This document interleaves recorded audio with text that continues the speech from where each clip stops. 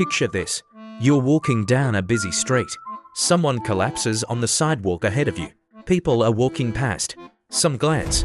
Some slow down. No one stops. You stop. You look around. You wait for someone else to move first. And then nothing happens. Not from them. Not from you. You keep walking. Later that night, you think about it. Why didn't you help? You're not a bad person. You care about other people. So what happened back there? The answer isn't about your character. It goes much deeper than that. In 1964, a young woman named Kitty Genoese was attacked outside her apartment building in New York City.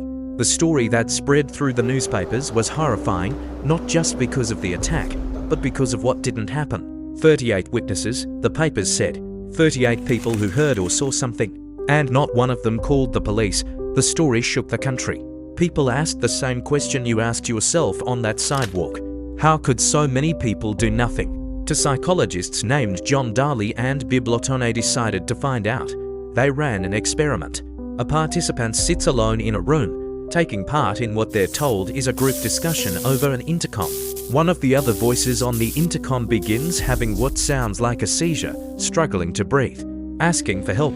When participants believed they were the only one listening, 85% of them got up to help, fast. But when they believed 6 other people were also listening to the same thing, only 31% helped.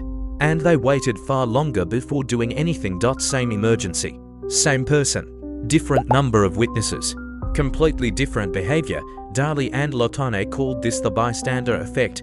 The more people present during an emergency, the less likely any one of them is to help. But here's what makes it stranger than it first appears.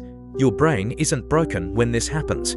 It's actually doing exactly what it was built to do. Humans are intensely social animals. For most of your species' history, surviving meant reading the group. It meant calibrating your behavior against the people around you. If everyone else was calm, panic was dangerous.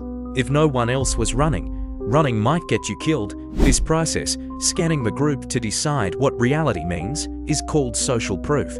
Your brain does it automatically, thousands of times a day, without asking your permission.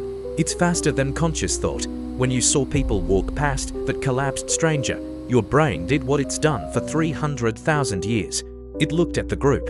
It read calm. It concluded, maybe this isn't an emergency after all. There's another layer on top of that. In a crowd, responsibility diffuses, spreads thin across every person present like water across a flat surface. Each individual feels less responsible because each individual assumes someone else will act. Darley and Lotone called this diffusion of responsibility. It doesn't feel like a choice. It feels like nothing at all, like the emergency simply isn't yours to solve. That's the thing about the bystander effect that people get wrong. It doesn't feel like cowardice. It doesn't feel like anything. You're just standing there, waiting, certain that someone more qualified is about to step forward. Here's the twist that changes everything. The bystander effect isn't just about physical emergencies. It runs through your entire social life. At work, someone says something unfair in a meeting. Everyone shifts uncomfortably. No one speaks. You don't speak either. You scan the room, see no one moving, and your brain tells you to stay still. Online, a comment thread fills with cruelty. Thousands of people read it. Almost no one says anything, each one of them waiting for someone else to be the first to push back. In a friendship, someone is clearly struggling. Their posts get darker. People notice. People worrying. No one calls. The bystander effect scales. It runs in teams and companies and countries. Some of the largest failures in human history, moral failures, institutional failures, had thousands of witnesses and no intervention. Not because the witnesses were evil, because the crowd was quiet, and quiet crowds read as normal. You inherit this from your ancestors. You didn't choose it, but you can see it now. Knowing the effect exists is the first disruption. When you recognize that feeling, the scanning, the waiting, the assumption that someone else will act, you can interrupt it. Darley and Lotone found something important at the end of their research. The bystander effect collapses almost completely when one condition changes. When someone goes first, a single person who acts breaks the social proof signal instantly. It resets the crowd's reading of the situation. Suddenly everyone else around them feels the pull to help too.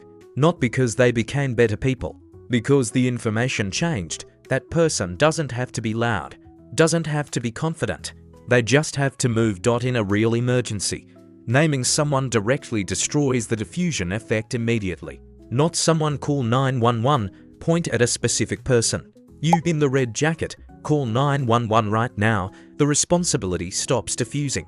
It lands somewhere. The crowd has no power over a person who steps outside of it. Think about that street again. The person on the ground. The people walking past. Your brain scanned the crowd and read silence as safety. That's ancient software running on a modern problem. It kept your ancestors alive in situations where following the group was wisdom. But you live in a world where strangers collapse and crowds form instantly, and the group can be wrong all at once. The bystander effect isn't proof that people don't care. The experiments showed that too. When people believed they were the only one present, most of them helped. Every single time, the care was always there. It was just waiting for permission. Next time you feel that pause, that waiting, that scanning, that certainty that someone else will handle it, you'll know what it is now, and you'll know what breaks it. One person who moves first, that person can be you.